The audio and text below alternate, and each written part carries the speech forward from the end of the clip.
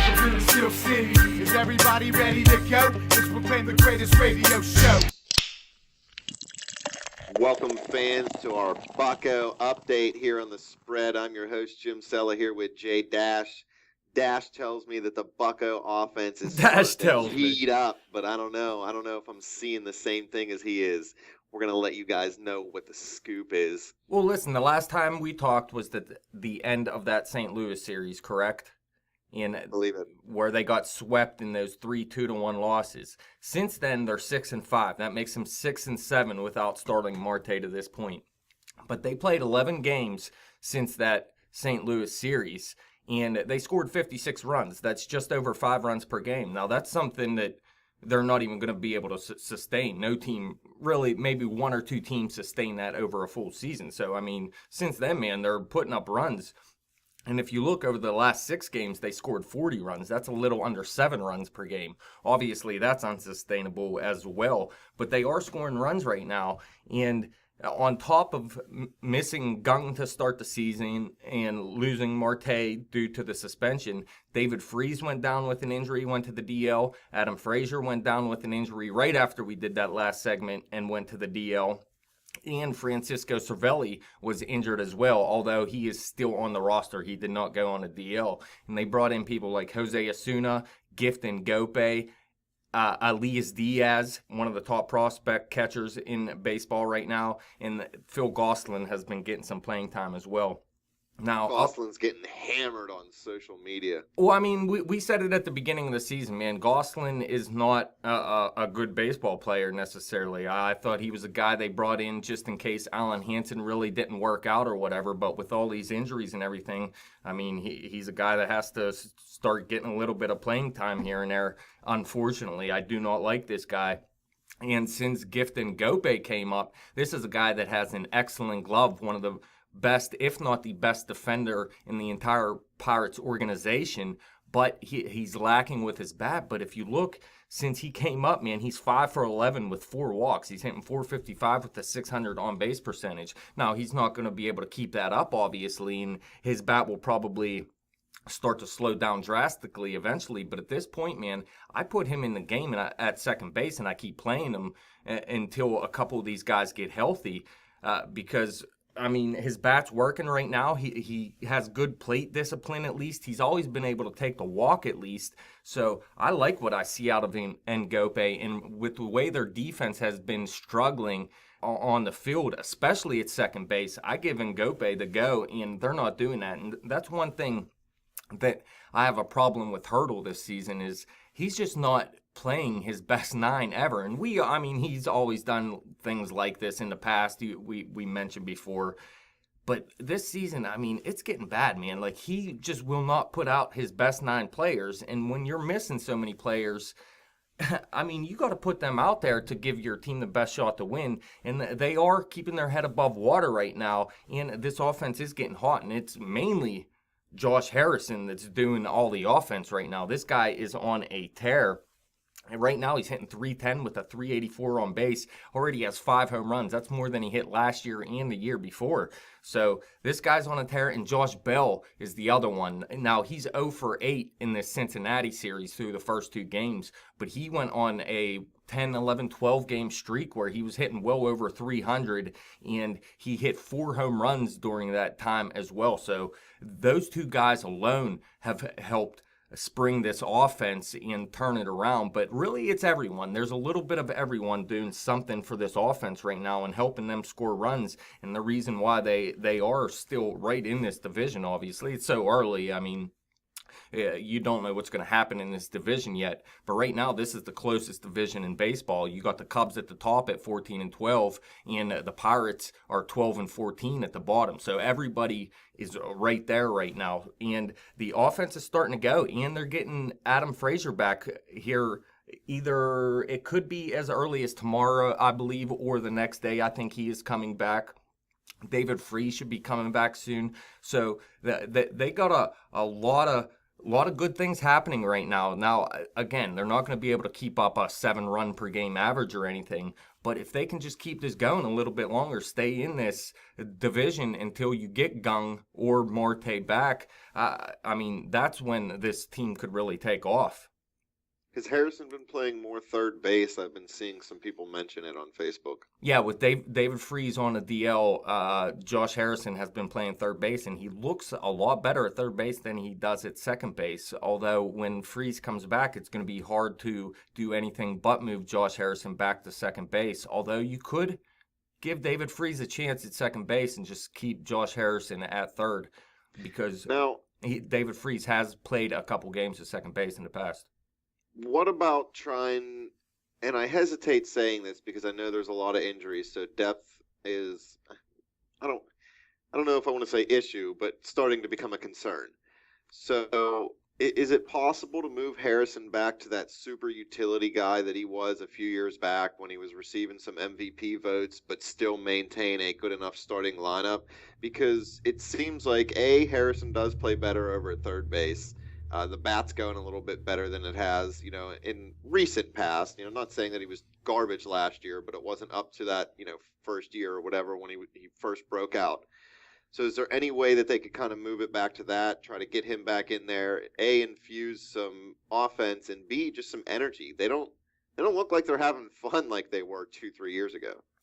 Well, I think that you got to get a couple guys healthy first. Right now, there's no other choice but to play Josh Harrison at third base at this point. But when you get a couple guys healthy, I mean, it is possible. You think, let's say you bring in Adam Frazier, gets healthy, David Freese gets healthy, then you have Osuna, who is crushing the ball right now as well. Now, he doesn't have a home run yet, but he is hitting .313 with a .405 on base, has only struck out 4 times in 32 at-bats, taken 3 walks, has 2 triples already.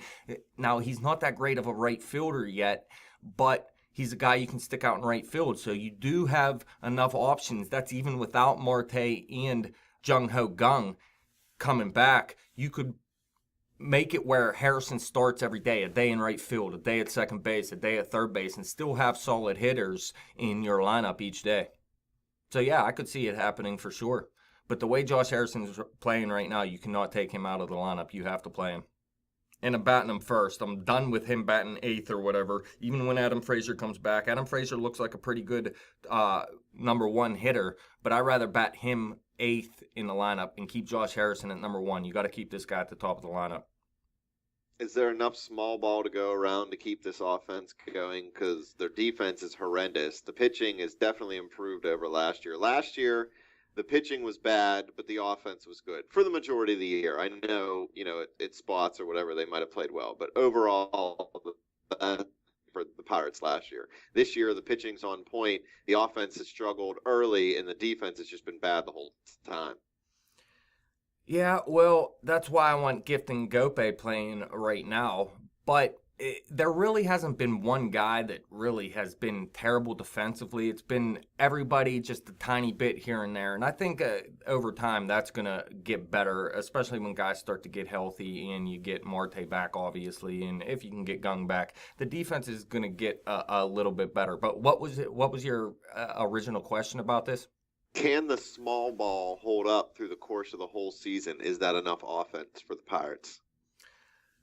Well, I think, first of all, the way the pitching has been, they haven't been just better than last season. They've been one of the top pitching staffs in the National League so far, better than the Mets and better than the Nationals, to tell you the truth. Not that that's going to continue necessarily, but they've been, I think they're 3rd in the National League in the ERA right now. The defense hasn't helped them out. But I think they can get some more power in this lineup from Josh Bell. Like I mentioned, has 4 home runs in his last 10, 12 games, something like that. I think they're going to get some power from him. And I think Gregory Polanco obviously has 0 home runs still at this point. This guy's going to start adding some power to his game. And I think Jung-Ho Kang could be a huge addition if they get him back, obviously. But I think as long as the pitching keeps doing what they're doing, all they have to do is scratch out a couple of runs a game to give themselves a chance to win. So I think they can do it without the long ball, but I also think the long ball is going to be coming around here for a couple of these guys, and it already has for Josh Bell, like I mentioned. They're still in the top half of the National League in on-base percentage, and they're near the top of the league in least strikeouts offensively as well. So they're putting the ball in play, and eventually some more balls are going to drop in. I mentioned Francisco Cervelli, another guy that's added some pop. Josh Harrison's added some pop as well. So it's not like they're not getting any home run power right now. Actually, the other day, McCutchen hit 1 and Josh Harrison hit 2, and that was all the runs they scored. So that's all they were getting the other day. But I think they're going to add some power. I don't think they necessarily need a ton of power to win because of the way their offense is set up. They have a lot of guys that put the ball in play and a lot of guys that take walks as well. So I think things are going to pick up, and it doesn't necessarily have to be overpowering as well. But I think just as long as this pitching staff keeps pitching how they are, they're always going to be in the game. Is there enough defense, or are they going to continue to be the bottom of the league in fielding percentage? They've already started to climb a little bit. A couple days ago, they had 2 errors that cost them a game, but that was Phil Gosselin at second base that really had the error that cost them the game, and then Daniel Hudson, who really is the only healthy pitcher right now that I don't like. This is a guy I mentioned that Neftali Feliz, I'd rather them bring him back than sign Daniel Hudson, and Hudson has been a bust so far, although he has a lot of time to turn it around.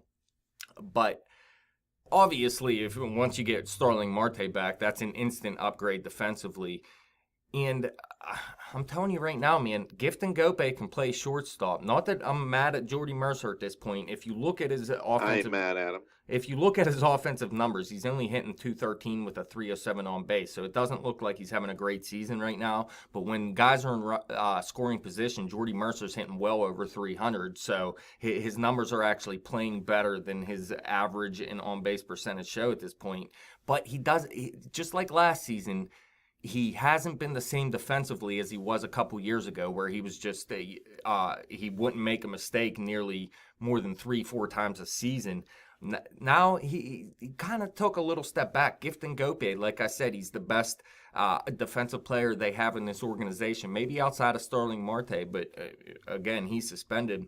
I wouldn't be surprised if Gifton Gope got a little bit of playing time at shortstop, and that would really help. I think keeping Harrison at third could help, and maybe, it sounds crazy, but putting David Freese at second base, that could help as well. And really the one guy who has been the best defensive player, surprisingly so far, to me at least, is Josh Bell. I mean, this guy hasn't made many mistakes at all. He had an error the other day, but that was more on Jaso than anyone else, if you ask me.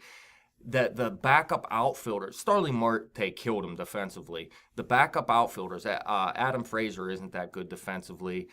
Jose Osuna is still lost in the outfield right now. McCutchen and Polanco made a couple mistakes each, but I'm still not worried about them as much. I mean, they didn't make horrendous mistakes yet. It's the other guys. It's each guy, a mistake here, a mistake there. I think once they get healthy, the defense is going to get a little bit better as well. And again, Clint Hurdle. Pick a lineup, put it together, put them out there for 2 frickin' weeks, dude, and they will get better. If you keep changing the lineup every single day, it's hard to get better. It's hard to get into a consistent run of good play. I mean, I was talking about this with the Texas Rangers. They went out and traded for Jonathan Lucroy last season, and he helped them towards the end of the season. This year, he's splitting time 50-50 with their backup catcher, and they're batting him 9th. So he has 3 at-bats every 2 days to try to put something together, and he's just not doing it right now, although he did hit a home run yesterday. That was really the first thing he did pretty much all season.